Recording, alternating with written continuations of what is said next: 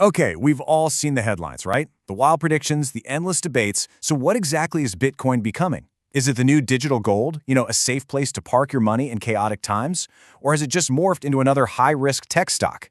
Today, we're going to untangle this whole thing. I mean, it's enough to give you whiplash. One day you read that Bitcoin is headed for the moon, and the very next day, you see these forecasts of a massive crash. It's like staring at a weather report that's calling for both a hurricane and a perfectly sunny day at the exact same time. It's confusing. And what's really wild is who's making these calls. These aren't just random people on the internet. On one side, the bull case, that's the super optimistic view, you've got huge institutions like Standard Chartered talking about prices hitting $300,000. But then on the other side, the bear case, you have these seasoned technical analysts warning it could drop all the way back to 70,000. So how can they all be looking at the same thing and seeing completely different futures? It's so easy to feel like Bitcoin's price is just a roll of the dice, a total gamble. But what if there's a better way to look at it? A framework we can use to actually understand the forces pulling the strings. What if we can get past the guessing game and start to see why it moves the way it does?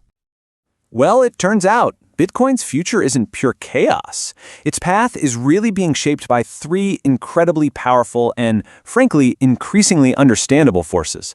And by the time we're done here, you're going to know exactly what they are and how to spot them. Okay, so let's break it down. These are the three big drivers we need to be watching. First up, institutional adoption. We're talking the arrival of the really big money. Second, macroeconomic policy. Those huge decisions about interest rates that affect the entire global economy. And third, regulation. The new rulebook for crypto that is literally being written as we speak. Let's start with that first driver and see how it builds the bull case. The story here is all about Bitcoin going from this outsider, rebel asset to a core part of the traditional financial system. We can call it the Great Integration. And wow, nothing screams integration more than this number. Over $39 billion with a B has poured into the new US Bitcoin ETFs. Some analysts call this the vacuum cleaner effect. These funds are just sucking up all the available Bitcoin, totally changing the supply and demand game. This isn't just a few people speculating anymore. This is mainstream finance showing up in a huge way. And it's not just the ETFs. You have publicly traded companies, with MicroStrategy being the most famous example, putting billions of dollars of Bitcoin right onto their balance sheets. That sent a huge signal that big institutions weren't just curious anymore. They were becoming major owners. And here's the direct consequence of all that. As these big institutions who also own a ton of tech stocks started buying up Bitcoin, its price started moving more and more like the NASDAQ. Why? Because it was becoming just another asset in their big, diversified portfolios. It was being integrated. But hey, every action has an equal and opposite reaction, right? Being integrated into the global financial system, well, that comes with some serious risks. So let's look at the headwinds that make up the bear case. New rules and the threat of global shocks. And this right here is the heart of the issue. As Bitcoin starts acting more like a traditional asset, it also becomes vulnerable to traditional problems. The International Monetary Fund is basically firing a warning shot, saying, hey, if there's a major market correction, don't be surprised when Bitcoin gets pulled down right along with everything else. That whole safe haven argument suddenly looks a lot shakier. And then there's regulation. As you can see here, there is no single global rulebook. It's a patchwork. The US seems to be leaning toward calling Bitcoin a commodity. But in the EU, its legal status is still kind of up in the air.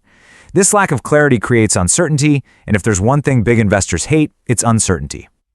So, all of this brings us right back to our central question.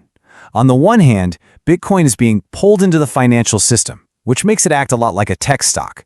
But on the other hand, so many people still see it as a hedge against that very system. So, which story is the right one?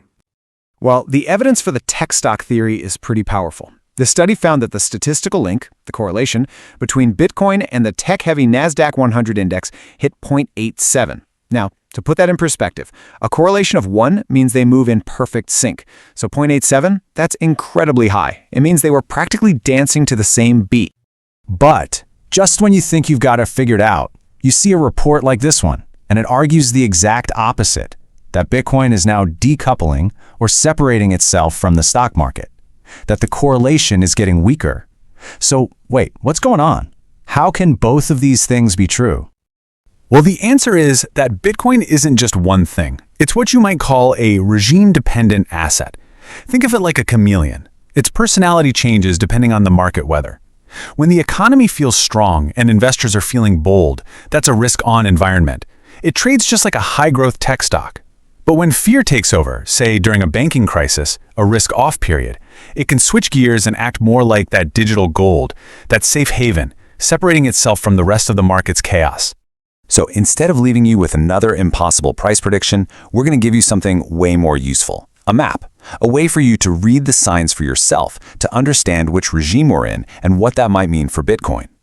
Here are 3 simple things you can actually watch. First, track those ETF flows. They are a direct, real-time signal of what the big money is thinking and doing. Second, keep an eye on the macro calendar. Things like interest rate decisions are no longer irrelevant to crypto. They are absolutely central to the story now. And finally, anchor every new headline you see back to our 3 drivers. Just ask yourself, is this news about adoption, macro policy, or regulation? That one simple question will help you cut through the noise every single time. And at the end of the day, this is the real story to watch. Is Bitcoin on a one-way path to becoming a fully integrated, maybe even predictable part of the global financial machine? Or will it always hold on to those rebellious roots, forever being the system's unpredictable wild card? The answer is going to be written by those 3 forces we talked about